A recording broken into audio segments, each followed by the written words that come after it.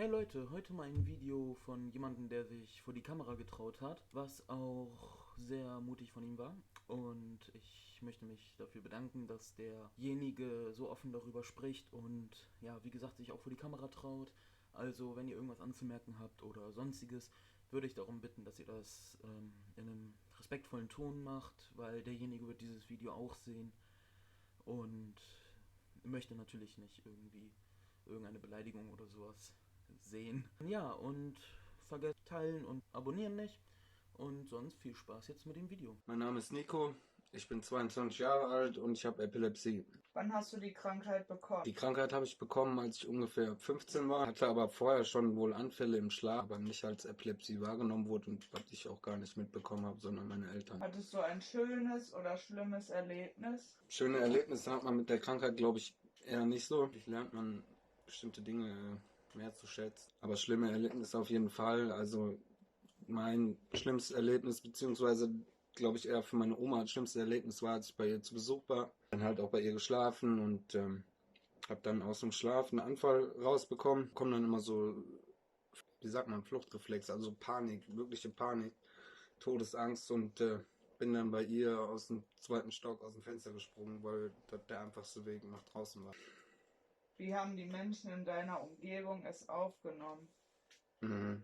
Ich glaube sehr gut, ne? Das ist ja auch nicht schön anzusehen. Ich konnte mir das auch selber schon mal ansehen. Also natürlich haben die auch sich in vielen Dingen Sorgen gemacht, die mir persönlich ja dann auch auf die Nerven gegangen sind, so und mich gefühlt eingeschränkt haben.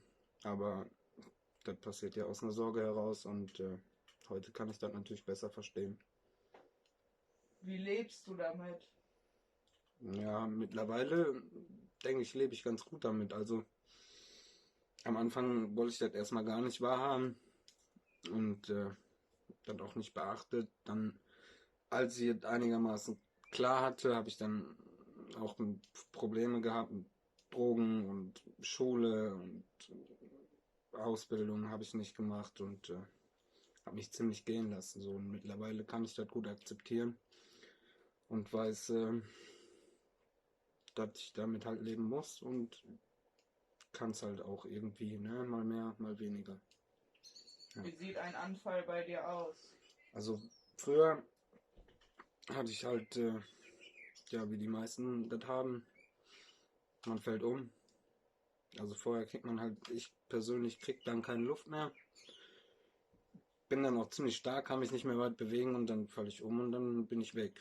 Und nach einer Viertelstunde höre ich auf zu krampfen und nach einer halben Stunde bin ich dann ungefähr wieder bei mir. Wie fühlst du dich mit deiner Epilepsie? Es geht, ne? Also, ja, gut würde ich jetzt nicht sagen, ne? Aber man findet sich halt damit ab so und probiert das Beste daraus zu machen, ne? Ja. Hast du Einschränkungen? Also gefühlt nicht das Einzige, was mich halt sehr stört. Ich habe kein anfallsfreies Jahr bis jetzt geschafft, habe aber nur schlafgebundene Anfälle, was also seit ungefähr 3 Jahren, was das Ganze natürlich einfacher macht und man sich ein bisschen, ja, ein bisschen mehr zutraut und sich selber gefühlt ein bisschen mehr einschätzen kann. Darf halt aber keinen Führerschein machen. Ich wohne ziemlich ländlich und ja, deswegen habe ich schon gefühlt eine große Einschränkung, aber vielleicht schaffe ich es dieses Jahr, ein Jahr anfallsfrei zu bleiben. Ich habe jetzt 7 Monate geschafft und ja, toi toi toi. Ja, Ja, wenn du möchtest, kannst du jetzt noch irgendwas erzählen. was soll ich sagen? Schön dabei zu sein und ich hoffe, ich konnte euch irgendwie damit so ein bisschen aufklären. Das ist meine Geschichte.